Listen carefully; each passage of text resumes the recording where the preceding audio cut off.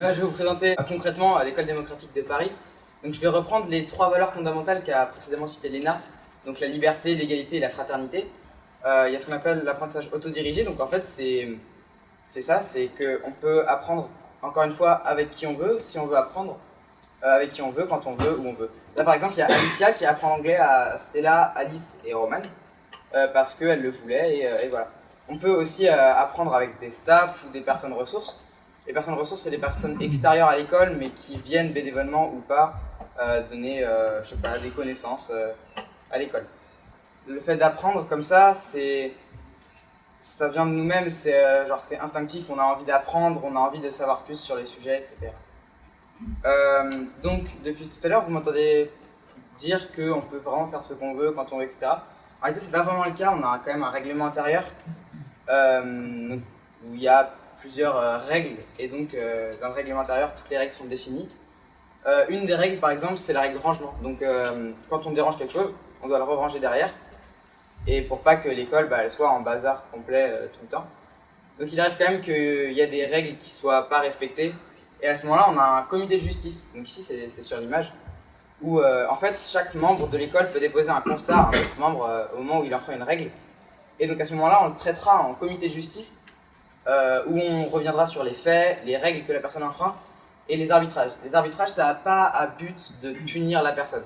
C'est soit pour protéger le collectif, soit pour réparer une erreur ou réparer quelque chose. Donc voilà, ça c'était pour la liberté, en quelques mots on va dire, dans l'école. Je crois que j'ai rien oublié, non c'est bon.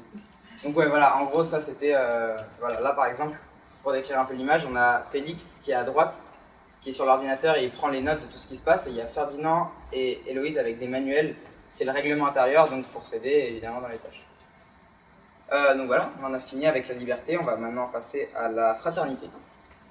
Donc la fraternité dans l'école c'est cool parce qu'on est tous mélangés, il n'y a pas de tranche d'âge. Genre dans l'école il y a des membres de 4 à 36 ans, et on est tous mélangés, et du coup c'est génial et ça donne lieu à plein d'interactions. D'interactions, excusez-moi. Et toutes ces interactions. Non, et toutes ces interactions, ça amène à plein de choses, comme plein de connaissances qui viennent et tout ça. Et comme on avait parlé, Léna, c'est comme à la Sudbury Valley School, l'école fait pas de proposition directement, il n'y a pas de cours proposés ou de propositions faites par l'école, c'est les membres directement.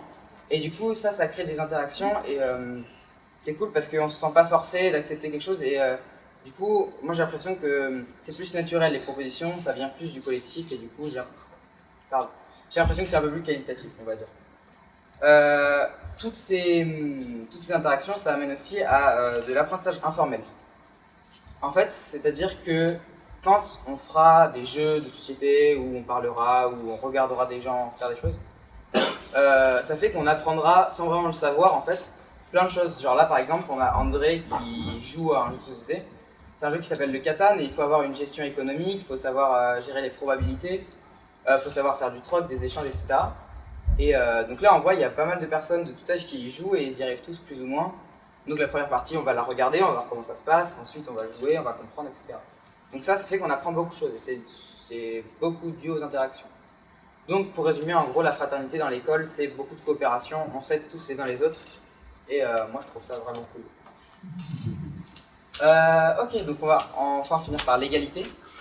Donc l'égalité dans l'école, c'est concrètement, on est tous égaux en droit, on a tous la même voix, on a tous les mêmes droits. Par exemple, en conseil d'école. En conseil d'école, c'est une instance où on peut faire des propositions, et les propositions, après, il faut les traiter. Le conseil d'école. Donc les propositions, donc tous les membres peuvent faire des propositions, et en conseil d'école, on les traitera. Donc on reviendra sur ce que c'est la proposition, et on fera un débat. Et pour chaque proposition, on fera un vote à la majorité absolue. Voilà. Et du coup, là, chaque personne peut parler, chaque personne a une voix, et il n'y a pas de différence en fonction de l'âge ou quoi que ce soit. Du coup, aussi, le fait qu'on soit tous égaux, ça amène à la gouvernance partagée. Donc, comme l'avait dit André, on a utilisé la gouvernance partagée pour la plénière, mais aussi tout le temps dans l'école en réalité. Il y a plein de rôles, comme vous pouvez le voir sur l'image, plein de rôles des redevabilités et des commissions. Et donc, tout le monde peut avoir un rôle, tout le monde peut avoir des responsabilités dans l'école. Moi, par exemple, j'ai le rôle saisie des comptes de l'école.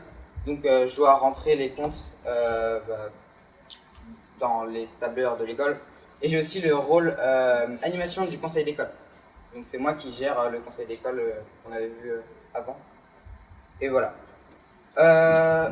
Donc, là, maintenant, peut-être qu'il y a des questions à mon discours. Et s'il y a des questions, ce sera après la plénière, parce que là, on n'a pas vraiment le temps. Si jamais il y en a. Okay. Mais ce sera dans la salle démocratie, juste là-bas. Je ne sais pas si vous l'avez vu en arrivant, mais c'est à gauche. Et là, il y aura une équipe qui vous accueillera et qui répondront à toutes vos questions. Voilà, je vous remercie de m'avoir écouté.